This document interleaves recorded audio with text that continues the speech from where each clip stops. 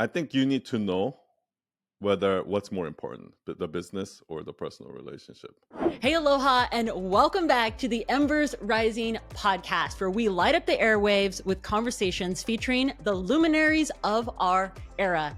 Today, Dave and I are super fired up and honored to host a guest who has not only shaped the personal branding landscape, but has also been the driving force behind the digital success of industry giants like Mel Robbins, Jay Shetty, Mark Randolph, and Gabby Bernstein. With a career spanning over 2 decades, he's taken brands from the drawing boards to staggering billion-dollar revenues. As an entrepreneur, storyteller, TEDx speaker, and a proud member of the Forbes Agency Council, he's also enlightened over 22,000 eager students with his storytelling mastery course on Domestika. And in 2022, he birthed Night Owl Nation, a global hub for entrepreneurs and creators to weave their own stories together. So ladies and gentlemen, let's give a warm welcome to the founder of Night Owls and Night Owl Nation, the unparalleled Sun Yi. Aloha.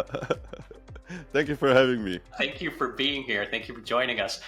Before we get started, I just wanted to say, we're going to wrap this conversation for Embers Rising around couples being entrepreneurs and working together. So we're going to talk about, knocking it out of the park from like the bedroom to the boardroom. I think we'll probably talk about the boardroom a little bit more than the bedroom, son. Don't worry.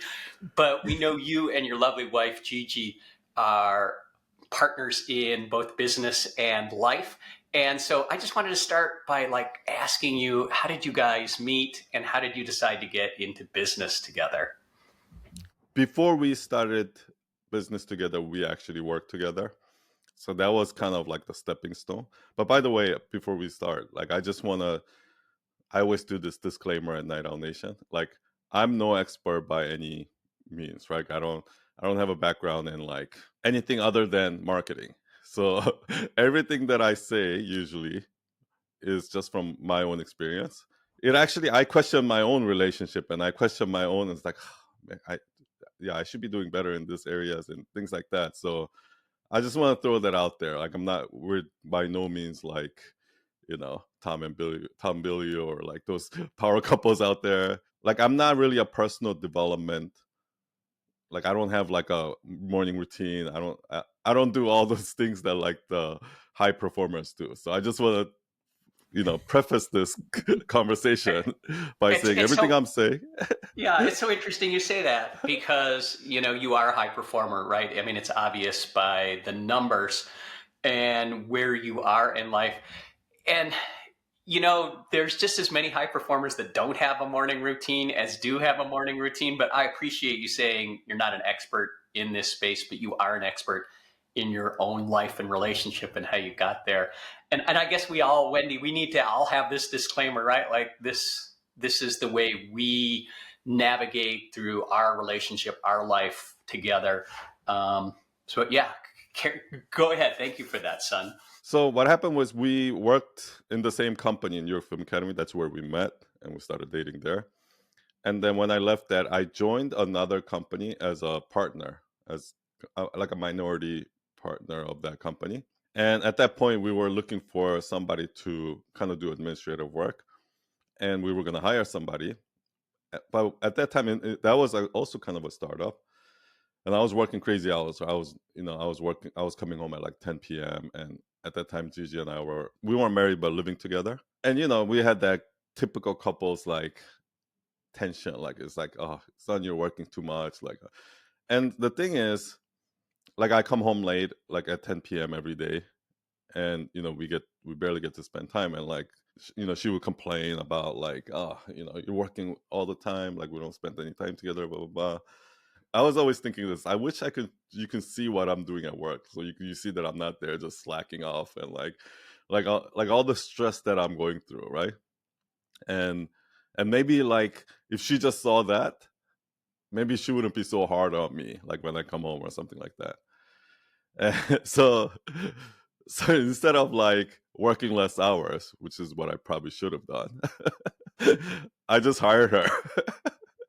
and she started like working at this company, and that's kind of like, and actually it did kind of work, because when she started working there, she saw like how stressed out I was, like what I was doing and all that, and it actually did help our relationship a little bit. And yeah, we were there for 2 years, and then after that we left and started our own thing. The transition was smoother because we already worked together before we started our company. Yeah. That's awesome. So instead of trying to explain how hot the fire is, you just brought her right into the fire and told her to jump in. Yeah, that's interesting. You mentioned a couple things, and I just, Wendy, here I go. I'm already off script, right? But you mentioned that the hours you work, and I think that's one of the things that couples, when they're working together, wonder, what does it actually take to build something significant in terms of hours from your perspective? Like, how much time do you and Gigi spend working? I mean, I personally don't think we work. I think we work about 40, 50 hours a week. So like, not too crazy. But in the beginning years, we did spend a lot. But in hindsight, like, I actually don't think it has anything to do with the hours, but like how focused you are during those hours. I guess hours do matter in terms of, because I right now when I see like millennials or like Gen Zs that are like asking me for advice and they're talking about work-life balance, when I see them, I'm like, you are actually not working enough hours. Because I feel like in today's space, like working 40 hours a week is considered a lot. But like, for me, for most of my career, that was the norm, right? But so I do think that you should be spending like 40, 50 hours, which I believe is like the norm. But it's really less about the hours. Because for me, what happened was, in the beginning years of Night Owl, because I was just like, oh, I can just do this at night. Oh, I can do this, when like, because I'm like, my mindset was like, okay, I need to be working all the time. Without those like drawing the boundaries, what actually ends up happening is, I don't know what this is called, but they say whatever you do, however long you think something's gonna take, it's always gonna take 30 minutes longer, right? And that's true whether it's 5 hours or 50 hours for the same task. If I say I'm gonna work from 9 to 5, I'm gonna make sure to get all my work done in 9 to 5. But if I say, oh, I have all the time, like I'm working all day, then it actually backfires on you, because it'll take you all day, and then in between you're gonna check social media, you're gonna relax, and like, do you know what I mean? So, how many hours should you be working? I guess in my opinion, 40 hours a week, and then you can actually do a lot in those 40 hours. Do you guys have a structured time, like scheduled work blocks, both of you? Not structure, but I guess it's not like we don't have an alarm or we don't set it in our calendar. But yeah, usually like, at the end of the day, like 6 or 7 o'clock, we'll go out, eat dinner, watch TV. Do you guys have dedicated workspace? Each other have like a Yeah, dedicated yeah. We workspace? we learned that early on. So even like when we were working in the office, we had a separate area. I find that so important because Dave and I used to share a workspace, and that was difficult because we really needed our own space to be creative and have that separation as well. Yeah. I also So think in terms of the workload, like we do like even at night and in my agency, we do two completely different type of work. So I think that like if we were both on every project, like working on every client project together, I don't know if that would have worked. right, yeah. That's interesting. And son, I you shared something that really struck us when we were talking yesterday, and that is, and it surprised us too. And that was in the first couple of years of your relationship of working together with Gigi, you used the word toxic, right? And I was just hoping maybe you could unpack not only what that means to you and Gigi, but how you overcame that and how you got to a little more settled space today. Yeah, so in those beginning years, we almost separated it, like came really, really, really close to separating multiple times. And what happened was, I actually think a lot of it had to do with me. So I'm gonna give all the credit for like us sticking together to Gigi, because what happened was, like ego gets in the way, and for me, it, I went to this like resentment, kind of blaming Gigi for things that doesn't go right and that kind of place, right? And it's, I mean, it happens in business partnership too, but like I think if you're in a relationship, it's even easier to go there because I don't know why. Maybe because you're closer or something like that. Gigi manages all the finances in Night Owl, um, and she manages all the books. She's basically the CFO. She does all the salaries, hiring, the firing, the all of that.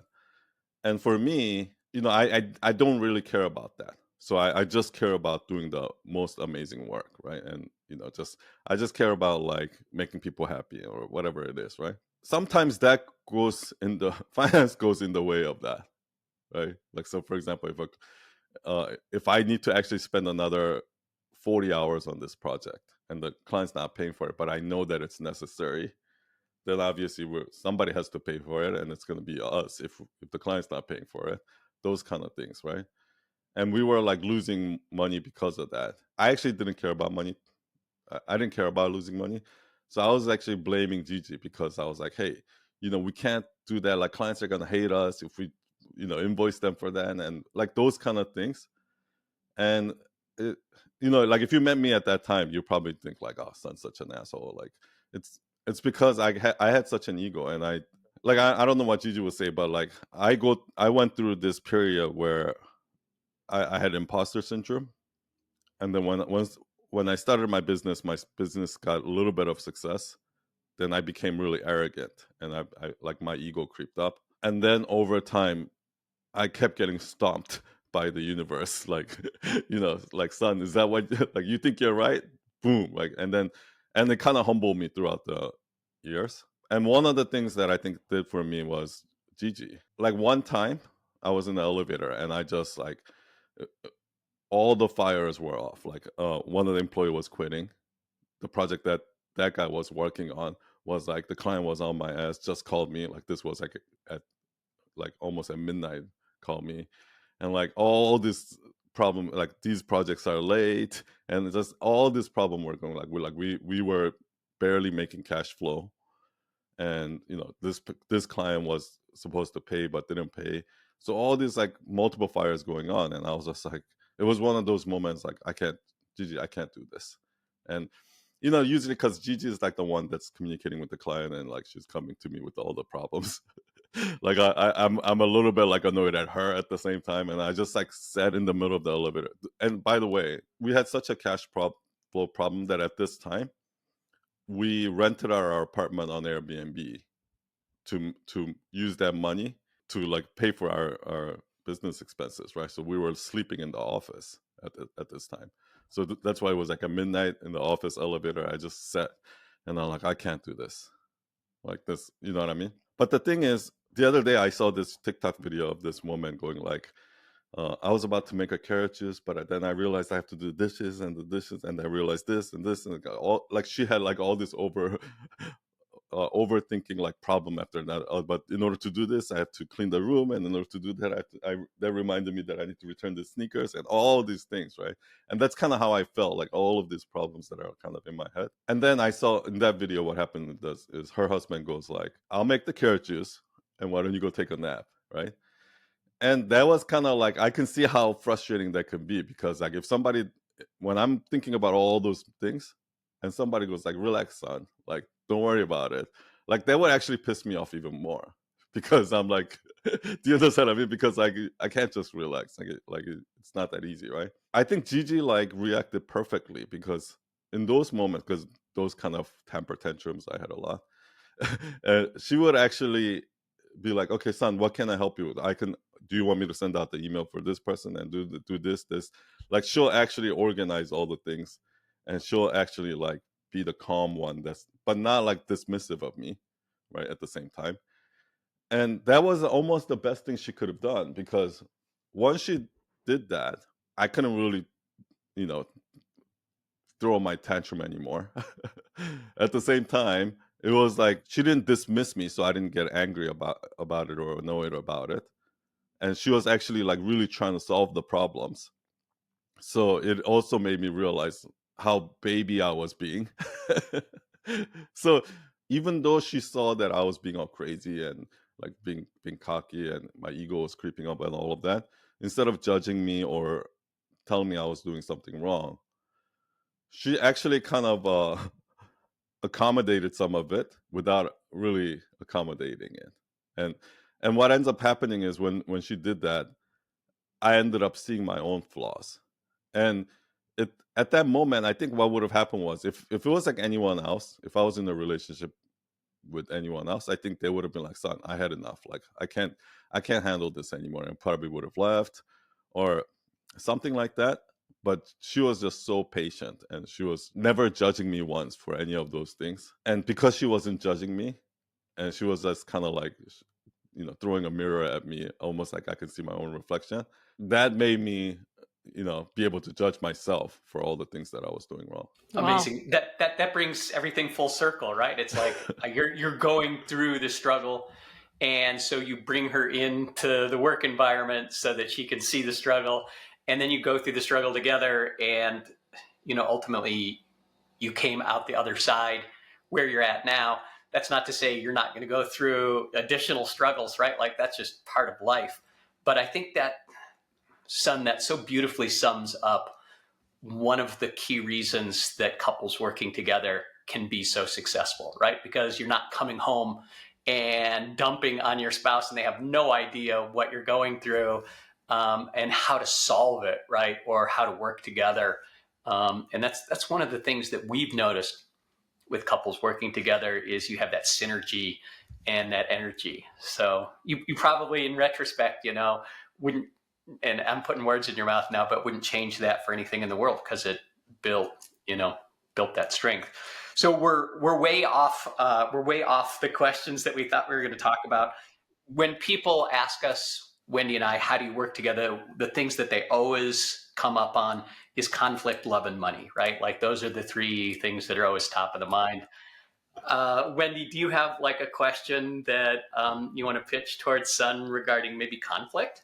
I do. I kind of want to go back to this last conversation though, Son, because I want to know how, and maybe you can, and hopefully answer this for us, is how did Gigi have the patience, learn the patience to be able to mirror back all of that to you? I mean, that's obviously a huge, huge gift for her to probably be feeling frustrated, but loving you enough to know that she needed to ground herself to be in the space of being able to mirror back and love you for knowing that who you are and allowing you to just make the change in your own self in the time that you would make the change. That's a good question. I think, I don't know if you heard this, but like in a relationship, it's never equal. Like somebody's always going to love the other person more than, and in the beginning, definitely most of it was driven by Gigi. Meaning like, I think she just loved me that much that my lack of like self-awareness, my ego, my all of that, it almost like her love kind of overpowered. And then over the years, like it kind of balanced out. It made me like love her so much for that. And yeah, I just like, I don't know how somebody can be so patient, so understanding. And so I really don't think anybody else could have made me change except her. That's awesome. That kind of sounds familiar, David, when you first moved to Hawaii and I said it's going to take you a good year to calm down from the mainland, and you're like, "What are you talking about?" Do you remember that? I do remember that. But I gave you the space because I knew that on the islands it's so different, and you cannot run 1,000 miles an hour with the local people. You need to come to a space that's just chill and calm. And I remember I'm watching you go through those movements and actions, rapid firing coming from Southern Cal, and I'm like, it's gonna take them a little while to calm down from here. From the mainland. Do you remember that? I do. And circling back to our own relationship, who do you think is more like Gigi? Is it you or me? Well, I hope that I'm more like a Gigi. Well, I was going to answer the question. I think I'm more like Gigi. Oh, man. All right. Fighting Stay for tuned Gigi. there. This is our last episode. I guess me and Gigi are more of on the extreme end, right? But I think Yeah. that's why it worked, because I was very extreme. the reason why I talk so much about ego and Night Owl Nation is because ego has been my biggest problem in the beginning. Like no matter whether I'm talking to employees, clients, or whatever, I always had to be right, and that like I ruined a lot of relationships that way. And like Gigi is the one who kind of stuck around and fixed me. I don't know if intentionally or unintentionally, but it worked. Yeah, you have to do the work, right? Like the ego is the thing that prevents almost all of us from achieving what we want to achieve in life. And so it's the high performers, right? It's us that's out there doing it that have to overcome that and deal with it. And the sooner you recognize that you're fighting this unseen entity that is always an energy inside your head called ego, the sooner you recognize that and work with it as opposed to always against it. Sometimes working against it can be a good thing, I think, is part of the success formula for couples. And when my ego creeps up and I go into that crazy mode, like that, I think that is the key thing. Like most people will just be like, "Oh, son's being crazy again," or son, But Gigi never did that. You know what I mean? She would always be on my side, even when I was crazy. And that actually made me see I was being crazy. That's a powerful love. That's a powerful love, because when you can love someone and see that and let them go through that, I mean, there's a deepness in that, because otherwise she could also have an ego and come back. And then that's where the disputes and disagreements start. But man, that's a deep, I mean, she did powerful push love. back slightly. And what I think when that happened was when she did push back slightly, that's when I recognized what I was doing wrong. But then if she was constantly pushed back, like nagging me all the time, I think I would have just tuned her out. Do you know what I mean? Yep. So speaking of that, how do you two resolve your disagreements? How do you collaborate? Oh, I'm getting some popcorn for this one. I don't know if we have like a set process or something like that, but usually what happens is Gigi kind of lets me do what I want to do, right? And so it's kind of like this: I'm the child, and she's the parent, and she kind of lets me do what I want to do, and she's managing all the finances, right? So I've kind of so maybe that's where I should start. So in the beginning, I did kind of say like, Gigi, you can't just send an invoice like that, or you can't just raise prices, or all of those things, right? And I was micromanaging her, even though she was in charge of the money. I was micromanaging her, right? Because I didn't want our clients to get pissed up about money, or I don't want them to think that we're like selfish or greedy or something like that. So for the first, I think, year or two, I was actually not letting her do the job. And then we went through this really, really busy period where I couldn't even micromanage. So I just I just did my thing. And then one day I look at the bank account, and we went from like being in debt to like after 6 months having like $200,000 in the bank. And I was like, holy shit, how did that happen? Right. and, and actually that came up because like I realized one time that she raised our hourly rate. So, and I saw that on one of the invoices. I'm like, you raised our rate? Like, like, why did you do that? Blah, blah, blah. Clients are gonna get pissed and blah, blah, blah. Like, this person's not gonna be happy. And she's like, no, I already talked to them. They're happy. And they agreed that we should have raised our rate. so all of that thing. And that was almost like a little, at during that time was like almost like a light bulb moment for me. I'm like, oh my gosh, like, maybe I was wrong, right? Maybe Gigi understands better how much we should be charging, and like like maybe I should just hands off the money part. And that, starting from that point on, we've completely separated. So she's in charge of that, and I'm in charge of this. And now I guess there is not many conflicts because she'll usually just let me do what I need to do. And kind of like a parent, she'll kind of fix it on the back end. Like if she needs to charge more, she'll charge more, or she'll negotiate or whatever it is. And then if I get a little bit out of line, she'll say like, son, you can't do this, you can't do that. And I'll be like, yeah, but we'll have that discussion. And I guess what was happening back then still kind of a little bit goes on right now, because she was like, She's like, yeah, I understand, but we'll have a little bit of like discussion about that. I'll go to bed and then kind of sit on that for a couple of days. And then I come to my senses and I'm like, "Oh, I think Gigi is right." When you've gone through it so many times, I think you can kind of sense when she's right and when I'm right. And like, here's a good example. Just a couple of weeks ago, we were talking about actually the mentorship that we're doing. Gigi wanted to raise the price and all of this. We were having that discussion, but at this one time at dinner, I was like more open to actually like listening to her ideas. Because before I was just like, no, we can't do that. Well, I wasn't even really thinking. And this one, and she recognized that I was more open to it, and she started like, oh, I think we should do this because of, and then she'll kind of giving her side of the argument. And then that's kind of when I had that sense that I was like, oh, I think you're right. That's her strength.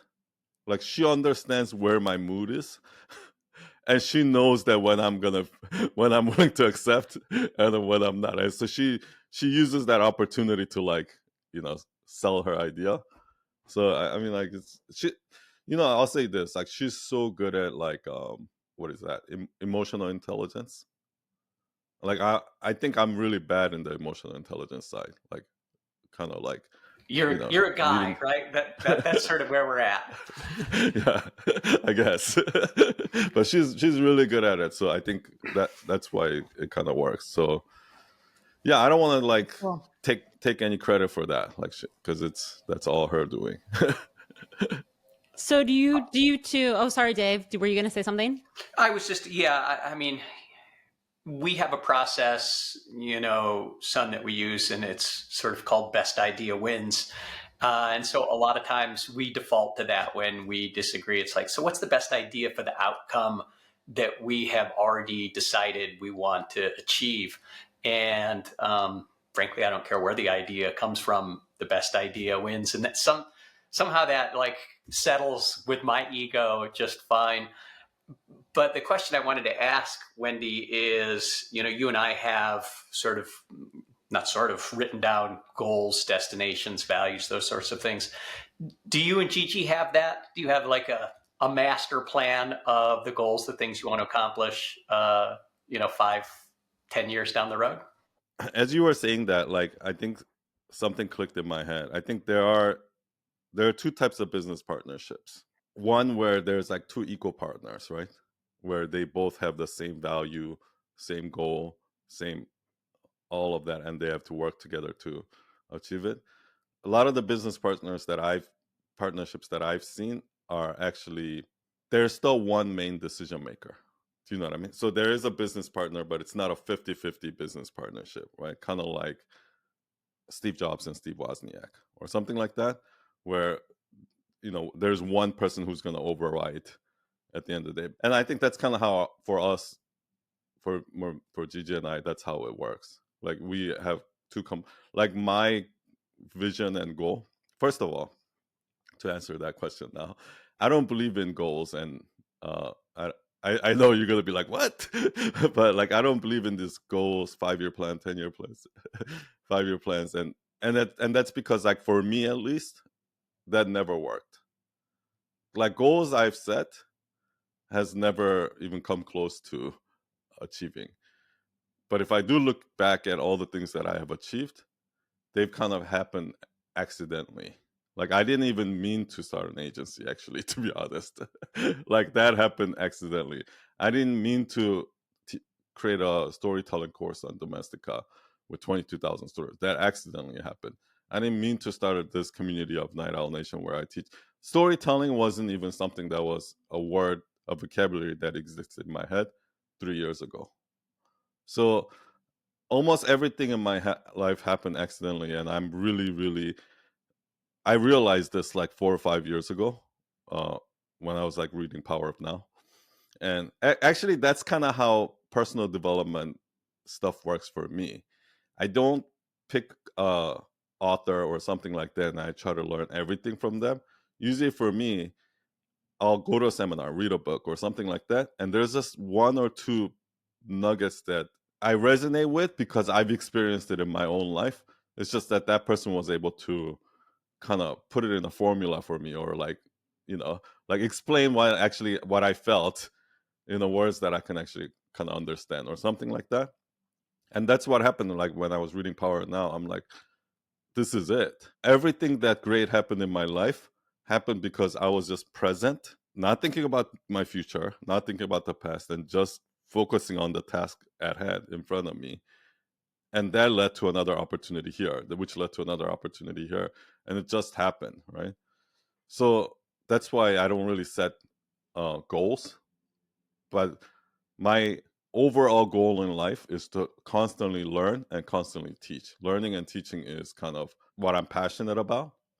So I guess that would be my goal day to day. But I do have like a very rough goal, right? Like where I kind of want to go in this general direction, I think.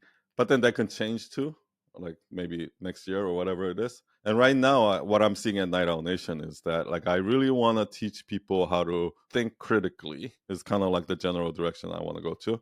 So for me, my goal is to just learn and teach. Now for Gigi's goal is for us to be profitable and for us to have financial security and all of that, right? So we actually have two goals, and we're trying, and the two goals are we're trying to balance. And I think for us that works for me, because sometimes this goes against this goes against this, but because we're kind of hashing it out like that, we figure out a way to make both work. I don't know if that No, makes that's sense. great. No, I love that. Beautiful. And I'll just add one more thing. You say that you accidentally had all of these successes, but it wasn't an accident that you were headed in that direction. I feel the same way, right? Like you put down your goals, but it's never a straight line. It's always right, like 100 miles this way, then 100 miles this way, and eventually you get there. But people ultimately look at you and say, wow, you're an overnight success, right? And you're like, yeah, I'm an overnight success. But yeah, after 20 years of actually heading in this direction. So I love that. I was going to add too, obviously you and Gigi have some sort of routines to keep you guys both on track. Can you share with us what those routines or habits might be? I mean, I really don't have routines. Like I guess like whatever habits that when I wake up, and I do yoga. So I haven't actually, I didn't want to say that because I haven't been very good about it recently. But for me, like I like yoga. Gigi runs with our dog every morning. So there's like those things where we formed habit. Like I said, around 6-7 o'clock, I think we both relax, have dinner, like watch a movie or something like that. So those kind of things that we do. But like other than that, no, I'm not really big on like very set routines, or at least not. For our listeners, it sounds like your guys' relationship's amazing. Now we all want to be like Sunny and Gigi at this point because it sounds so amazing. Not at all. It's far from you have to tell us, you have to share with us, where do you feel your relationship needs improvement, or what are you guys currently working on now? I feel that most of the areas that we can improve on is actually areas that I should improve on. So, for example, like I do think that there are certain things that Gigi wants, like Gigi loves traveling and things like that. So I should find a way to fit more of that in, because the thing is, like I'm really like, I don't want to say workaholic, but there's nothing more miserable for me than, like, we have a timeshare in Dominican Republic, like in one of those resorts, and there's nothing more miserable to me than sitting on the beach or the pool. Oh my gosh, like whenever I'm there, I'm thinking about, oh, I wish I could go, like, I mean, back then, like I'm like, oh, I wish I can go code this thing. Or for me, really, like when I am working, or and I consider all of those things work. Like even when I'm like reading a story and trying to like reverse engineer it, or like when I'm trying to write a story, like, or when I'm on a coaching call, like all of those things feel like vacation to me. If you were 100% up to me, it was up to me, like I would literally think of that as, even when on offlines, I like doing those kind of things. I like watching podcasts and things like that. For Gigi, obviously that's not the case. she actually does like sitting on the beach and, those kind of things. So I feel like I need to be the one who, kind of has to balance it out so that we can enjoy those time together. Like, and I just feel like I'm not doing that enough right now. I have found a new app that you might want to check out. Jim Quick, if you know him, Yeah, the brain guy. reminded me of this, and it's called New Calm. Put in your earbuds. What it does is it helps me transition through the day because I'm very much like you, and I just want to keep going. Like I just have this energy that I just want to keep going. Anyway, the app's called New Calm, and you'll hear music, but they check it out. In the background, they've got like a biofeedback going on that you can't hear that's bringing down your brain levels for you to kind of restore yourself to get to a calm space to actually start the relaxation process. Now, I'm using it for preparing for my sleep at night. And then I do their deep sleep program. But check it out. It's something that And you set the time? yeah, Like, oh, yeah. okay, cool. Yeah. And it does have a set time, like a 30-minute block, 30-minute window. I just put the earbuds in and chill. But, like I'm thinking of you going to that resort and saying, hey, I'm going to come enjoy the beach with you. Give me 30 minutes in the bedroom and I'll be right out. No, I think it'll be helpful for me because, Yeah. like right now, what happens is a lot of times when we do have to like go out to the park or do something like that, I'm always like doing it like I feel like I'm forced to do it. But then once we go to the beach, once I get there, like I'm fine. I'm actually like, oh, okay, I'm glad we came here, or I'm glad we did this. So it's just the transition is hard for me, like you said. Every time when we're going vacation and we're about to like leave to the airport and I'm finishing up work here or something like that, I'm like, do we really have to go? Like, like I don't want to go, right? But then once we get there, we're sitting on the beach. I'm like, okay, I'm glad we did this. So That sounds familiar, David. Yeah, it does. It does completely. I used to So be really bad though. Like, I don't know if Gigi told you this, but we were supposed to go to Hawaii actually, and I just decided not to go last minute, and her and her friend went without me. So, And it I was used to work be really driven. bad. Were you like you felt Yeah, like you because of couldn't go work, and I relax? like yeah, exactly. So, Yeah. sometimes, which is sometimes you probably got a to do lie. it. I could have probably just went. Transitioning has been a big thing for Dave and I. We're always, looking at our schedules, finding ways to like, okay, this is transition time. We were sharing with you, like we have a down cycle routine in the evening to help us, improve the quality of sleep so that we're not on all the time. There is that space where I do have to like relax my mouth a little bit and just chill out from my smile all day long. But I think it's like you have to train yourself to find that transition space. What will work for you? I don't know, but trying different things helps. And I'm the same way. It's hard for me to transition quickly from work mind, and the go, go, go to relax time and just being present. So I need as many tools as I can to get to that space. But I'm with you. Once I'm relaxed, I'm like, all right, now I never want to leave this space, right? And so then you got to reverse engineer that to get back to work. Yeah, there's also transition time between different types of work. So the kind of work that requires focus, just sitting on your computer and doing something for hours versus like this, right? Like where you're having meetings and having conversations with people. To me, those two requires transition too. I can't just go from here to here right away. For sure. And the 100%. fluidity of it, right? Like if you're coding something, you don't want any phone calls, you don't want anyone to Exactly, check in on you, right? Exactly, But if you're yeah. having conversation, bouncing ideas around, like those interruptions give you time to regather what's going on in your mind. So I want to ask sort of a question that's in the same vein, and that is, Sun, just your opinion. We all have observed couples that for a lot of different reasons have separated, right? And when you're looking at them, sometimes it's super obvious why, right? Someone did something like that was completely out of bounds.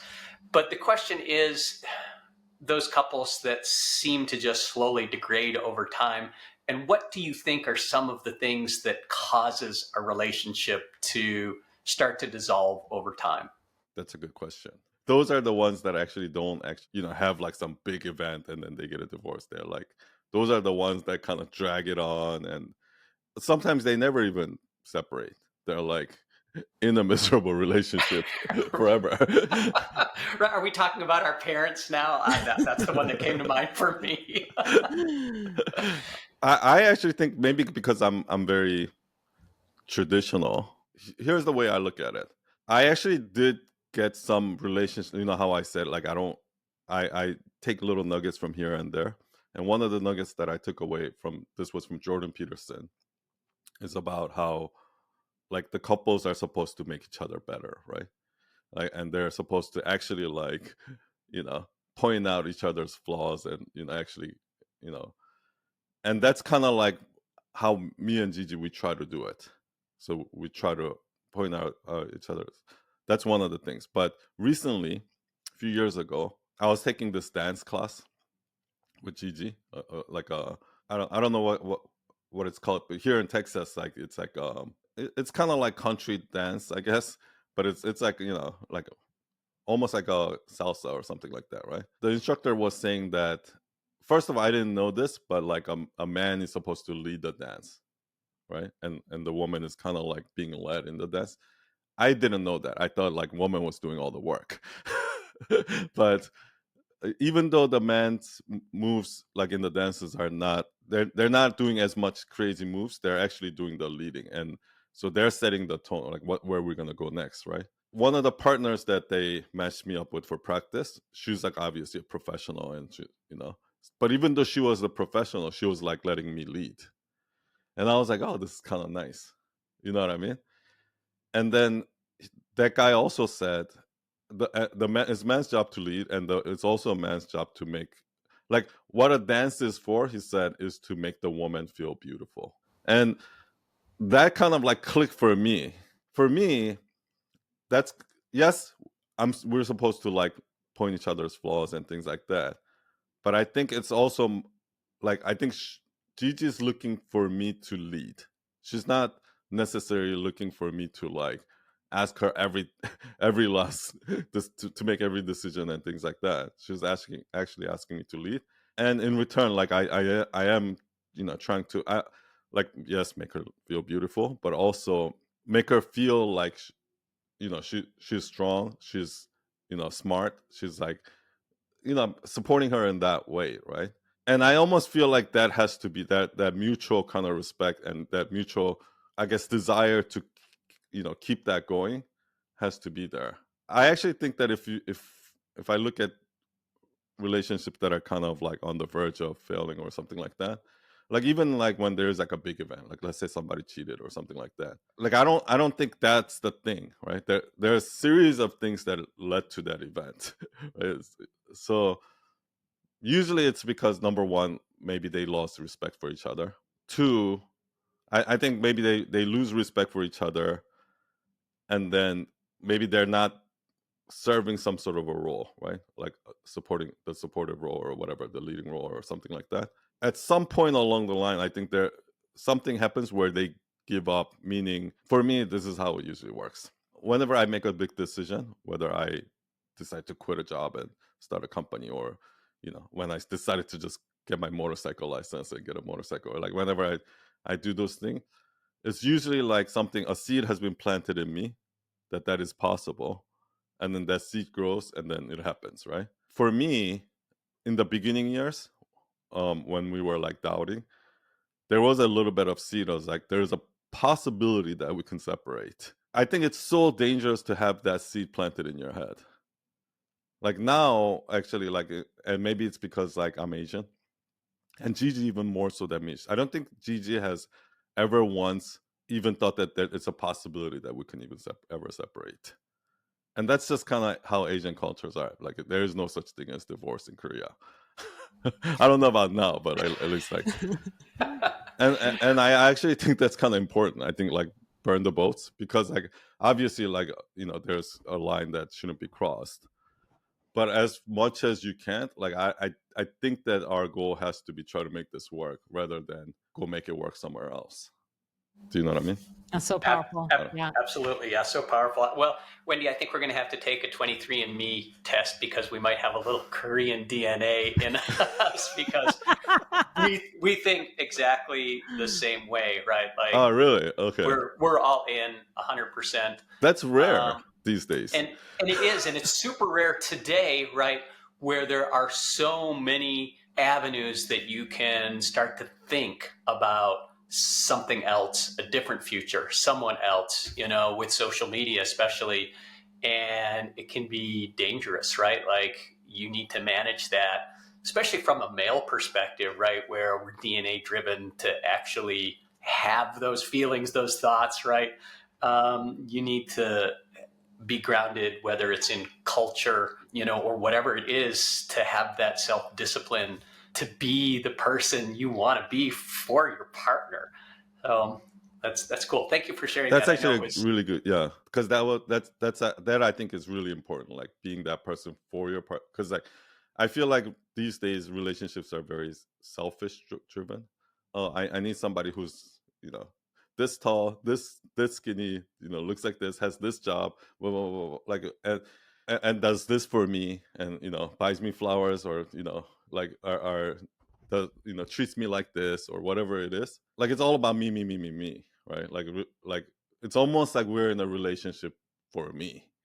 And I think that's such a bad way to start a relationship or be in a relationship.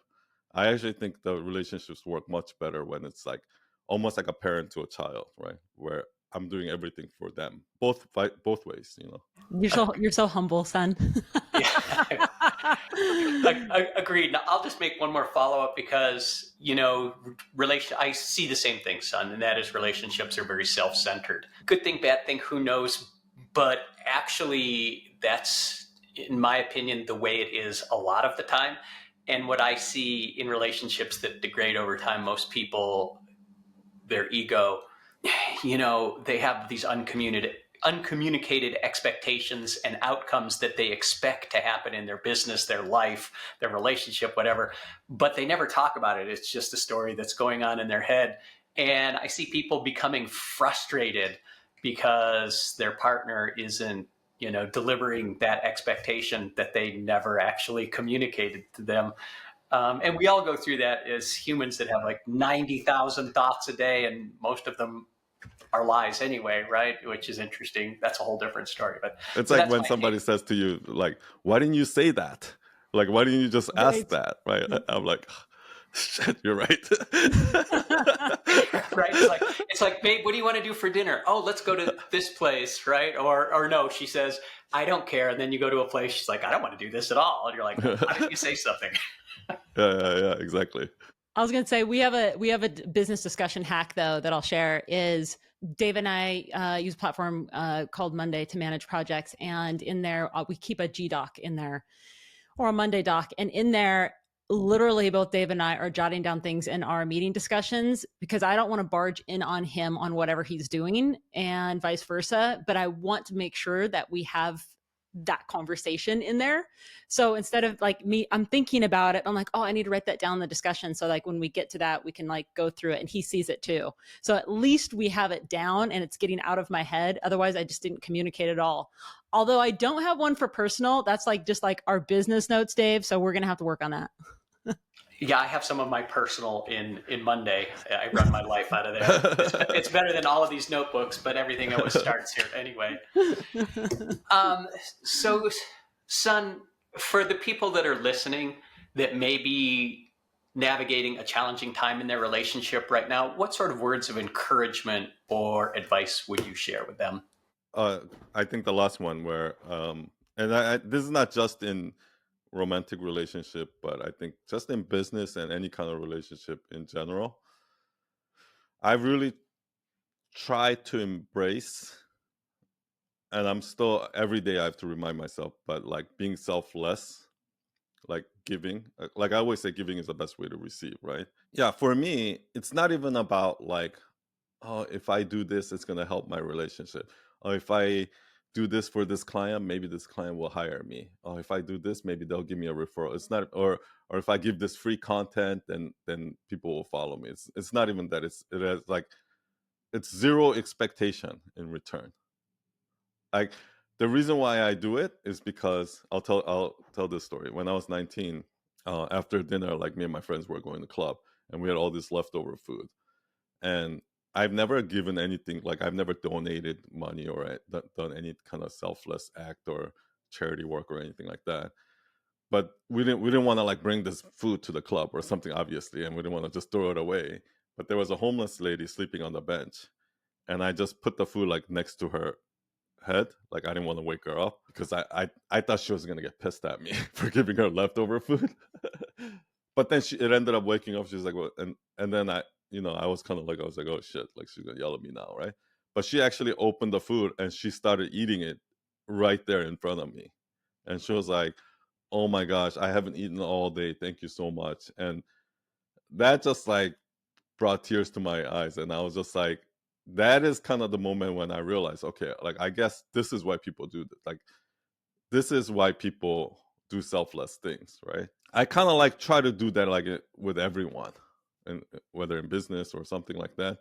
And it is in a selfish way, because it makes me feel good. Even on social media, when I first went on, I would like jump on these calls with people and there was a girl who had trouble going on video, so I just told her to come on IG Live.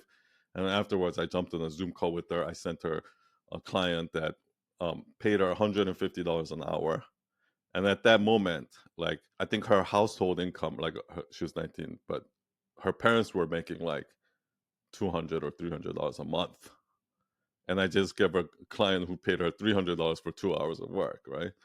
And it just kind of shifted her mindset, right? And when I just like seeing my impact on helping people, truly like makes me feel good. So it's like I'm being selfless for a selfish reason. But I think that same thing works in a relationship too. Like, there's nothing that makes you feel better than when you buy a gift for your wife and she opens and she's like, oh my gosh, how did you know this is what I wanted, right? Or, you know what I mean? Like, they're like, or surprising her or with something, and just seeing her eye light up, and there's nothing that makes you feel better than giving that gift. You know what I mean? Absolutely. That is a nugget, son, not only for relationships, but with what we're doing now in business. And we see the leaders in our space, they give relentlessly, right? Mm. And, it's like the Gary Vee or Alex Ramosi, jab, jab, jab, right hook. Yeah. Where the jab is just always giving, and the more you give from your heart, right, it's going to be like a boomerang. It's going to come back to you. Yeah. In spades. So thank you for that. I love that.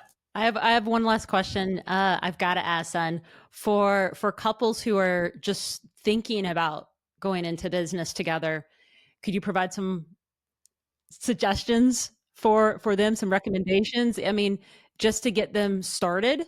First of all, it's gonna be rough.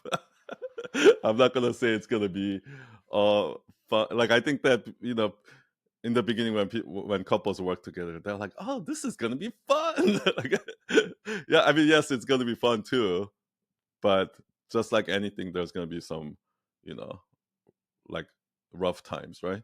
So yeah, so you expect that. um yeah, everything that we kind of talked about, right? Like, it's you have to try to find a balance. Like, this is probably for any business relationships, but try to see where your weaknesses are and where the other person's weaknesses are, and try to leverage that, so that that you can use your strength and weaknesses to your advantage to balance that out. Here's another thing. I actually think this is really important. I think you need to know what's more important, the business or the personal relationship, because there are a lot of things that I would allow to happen with Gigi that I wouldn't normally allow with a regular business partner, because this relationship is more important, right? Otherwise, then you're going to grow resentment. You're like, I would never do that with any other business. Like, it's, you know what I mean? Like, you have to, I have to understand that it's okay if Gigi makes infinite mistakes. she's still gonna be my wife. Something like that, you know what I mean? Like, whereas if a business partner made infinite mistakes, you would just part ways or something like that. So what comes first, right? Is it like just know that at the end of the day, there's something deeper here that the business part can never, you know, get in the way of, no matter what. Yeah. That's awesome. Yeah, 100%. Beautiful. 100%. That's awesome. Son, where can our audience connect with you further? I think right now the Instagram is probably the best place because all my links are there. So my Instagram, sun.e. I'll put that in the episode notes below. Do you have anything else to add for us before I close this out? No, this was amazing. I'm so excited to see all the awesome content you guys are gonna put out. I always tell couples to be like, you guys should work together. So I hope you guys start like a movement of couples working together, because like it is kind of like this bond, right? Like where two people go to war together and they come back, and it's something that when you look at it, it's like, oh, they have something amazing together because they went through some shit together. Like, and it's, you know, I can't really explain it in words, but it's amazing. 100%. No, thank you. Thank you so much, Sunny. Thank you for joining us and enlightening the episode here at Embers Rising. Your insights and experiences have really, truly been a beacon of inspiration for our listeners and to our audience. I mean, as we wrap up today's session, remember that the embers of wisdom that Sun Yi has shared with all of us can ignite the powerful flames of transformation inside you. So don't forget to like, subscribe, and share this episode. And of course, leave your thoughts and feedback. We absolutely love and thrive on your support. So hey, stay tuned for more captivating conversations with remarkable individuals and couples who are igniting and pushing the boundaries of what's possible. So until next time, keep those embers of inspiration burning brightly. This is Embers Rising, signing off.